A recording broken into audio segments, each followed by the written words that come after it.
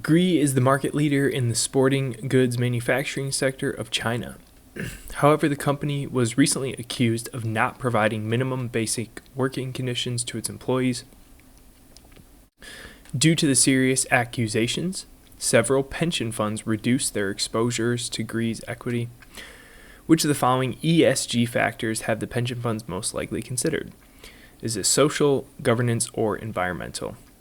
So the key here is working conditions for our employees. This is right off the bat, this is not going to be related to environmental. Environmental would be something related to pollution or the company negatively affecting the environment in some way. So then between governance and social, governance is going to be related more towards the structure of the company. So do they allow board independence or a certain number of independent board directors? The CFA recommends 75% or more. And is compensation fair from the standpoint of CEO relative to workers and frontline workers and stuff like that? Whereas then the social is going to be related more to the employees. Do they have good working conditions? There's some overlap there. I mean, are they paid a good wage? Things like that. So this is going to fall under A, the social. We can rule out B, governance. Go with answer A. A company charging different prices on different buyers based on volumes of goods purchased most likely employs which type of price discrimination? Is this tiered pricing, auction model, or C, dynamic pricing? Dynamic pricing is going to charge different buyers different prices. However, it's going to be more so based on the season and market dynamics. So for something that's in high demand in the spring and summer, they may be charging more than if they than they might be during the winter, something like that. So then auction model and tiered pricing. Auction model is going to involve some type of bidding process. Think of something like buying or selling a home. You're putting the home out there, and then there's basically a bidding process for who's going to pay the most for that home, and then they're the ones going to get it. So this is going to leave us with A, tiered pricing. It's kind of right there in the name. There's different tiers of pricing based on how much you buy. So if you're only going to buy 5 units of something, you'll get this price. But then if you buy 20 units of that, you will get a lower price. Answer A. Which of the following is least likely a primary source of liquidity for a company? So least likely, meaning 2 of these are going to be more liquid. We want to choose the least liquid one.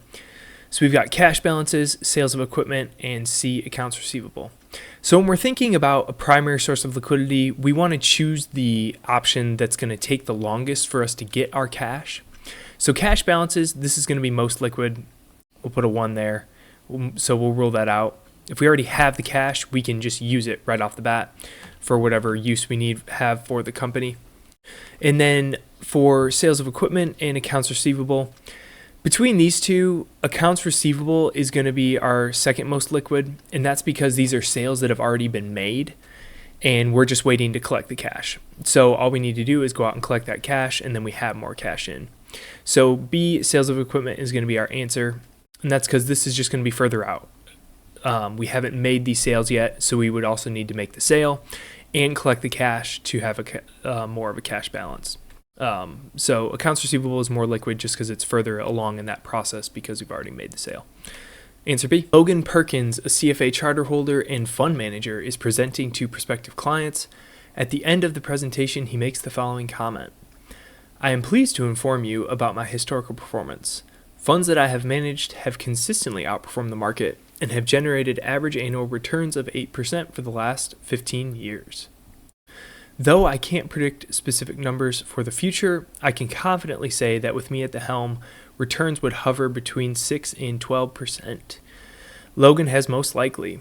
So we've got violated, and not violated before we dig in any further. So most of this is fine. However, the problem is when we get to here, returns would hover between 6 and 12%. This sounds like we're giving a bit of a guarantee that we're going to have that, but we can't guarantee positive returns. We can't guarantee any number of returns. Whereas everything to that point was historical. So he's generated this and has consistently outperformed. That's all fine because it's in the past and it's factual. However, this is future looking, so we can't say that. So right off the bat, we'll rule out C for not violated. We'll say this is a violation, so we need to figure out then why it's a violation. So did we violate Standard 1C misrepresentation by highlighting performance over the last 15 years? I think we already said this, but this is fine. What's happened in the past is factual, and that will be fine, so A is likely not our answer. B, violated Standard 1C misrepresentation by quoting a specific range within which future returns would lie. That is going to be our answer, since that's going to be a no-no. Answer B, to comply with the CFA Institute standards of professional conduct relating to duties to employers, members and candidates are most appropriately required to: A, should not enter into an independent business while still employed. This is probably not going to be our answer, so I'm going to rule it out. This is generally okay as long as the conflicts of interest aren't huge and you're still putting your employer above yourself and getting approval. So as long as you still have those things, you can enter into business. So saying you should not is not likely going to be correct. B, they're encouraged to recommend that their employers adopt and distribute a code of ethics. This sounds like a duty that we should be doing as an employee. So I think we can likely go with B. Let's make sure we can rule out C. May obtain an assurance from a subordinate who has violated the codes and standards that the wrongdoing will not recur. I think between B and C, B seems like the best answer, and this is probably not the next best disciplinary action, just getting confirmation from the subordinate that it's not going to occur again. There would need to be some other steps that kind of help us ensure that it won't occur again. Answer B. CFA has been a portfolio manager for a large mutual fund company focusing on technology stocks. Recently, he accepted a position as the chief investment officer at a boutique investment firm. In his new role, David is responsible for setting the overall investment strategy, managing a diversified portfolio, and ensuring compliance with regulatory standards. To prepare for his new responsibilities, David takes advanced courses on portfolio diversification and risk management, subscribes to industry publications, and attends regulatory compliance workshops. With respect to his obligations under the CFA Code and Standards, David's actions A, are sufficient because he has addressed key aspects of portfolio management and regulatory compliance. He's obviously done a lot to prepare for these new responsibilities, so A could be our answer. Let's look at B and C, however, though. B are lacking as he has not focused on strategic decision-making and corporate governance training. So looking at B now, this could be a better answer than A, I would say. Because his new role is as the chief investment officer, and he has investment strategy, diversified portfolios, but then this last thing, compliance with regulatory standards, and just being an officer at a company, he's now a leader. So strategic decision-making is going to be part of that, and corporate governance will also be part of that and the compliance. So I think we could say that these are lacking.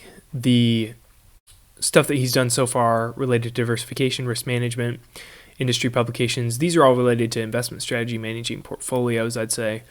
And we did do regulatory compliance, but these may have been good things to round out competencies as a CIO. So we'll rule out A for now. Let's see if C is a better answer than B. Meet the requirements because its participation in advanced courses and workshops demonstrates a commitment to competence. I would say that's also partly true, but we're going to go with B as the better answer, just because these would have been things that could have been added to his preparation for new responsibilities. Answer B. Which of the following actions is least likely considered a violation of the standard concerning loyalty to employers? So we've got least likely here. So two of these will be violations of loyalty to employer.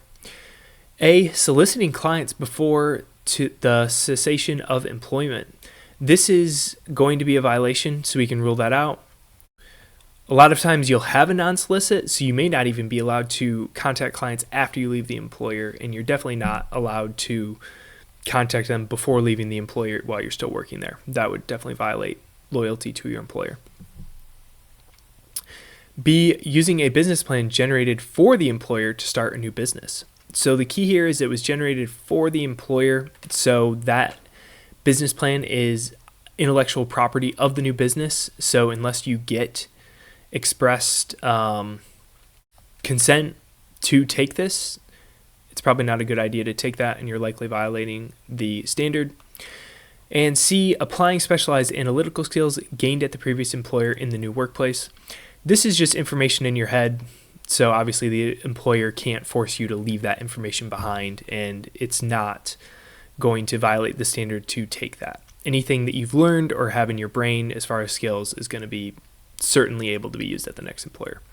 Answer C. When managing pooled assets to a specific mandate, investment managers, A, are not governed by the suitability standard.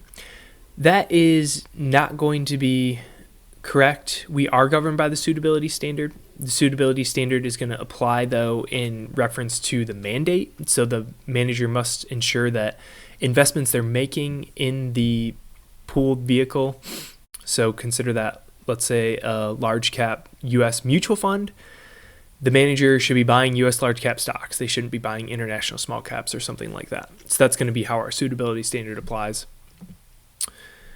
So then we have B, must consider the suitability of an investment for clients. They do not need to consider the suitability of an investment for clients. They need to consider suitability for the mandate. They're running a mandate. But the clients that are buying or investing in the underlying fund, it's not up to the investment manager to make sure that that's a good fit for them. C, need not consider the suitability of an investment for clients. That is going to be correct. If you're putting out things like mutual funds, ETFs, it's up to the investment advisor or the end client to decide or analyze and understand whether or not something is a good investment for themselves or their clients. Answer C. Dana Irk and Carl Scholes are CFA Level II candidates who recently sat for the Level II exam and are awaiting their results. In a discussion between the two candidates, they each comment. Irk: this year, the exam did not feature any questions on currency futures. So this is going to be a violation. You cannot talk about specifics of the exam as far as topics that were on the exam or were not on the exam. And let's see what Scholes has to say. I found the quantitative techniques section particularly difficult this year, as there were long calculations in many questions. This is also too specific and likely a violation. Let's see what our question is. Which candidate's statement is most likely in violation of the CFA Institute Standards of Professional Conduct? Is it Irk, Scholes, or both? I would lean towards C, both, since they're both talking about things that are a little too specific topic-wise on the exam. You can say whether something was hard, but then the difficulty here, or the issue here with what Scholes says, is there was long calculations in many of the questions. So, again, this will be both violated. Answer C. Which of these agents can most accurately claim compliance with GIPS? Is it 1, investment management firms managing assets? They certainly can. You have to be managing assets to claim GIPS. 2, plan sponsors not managing assets. If we're not managing assets, we cannot claim compliance. And 3, vendors providing investment management software.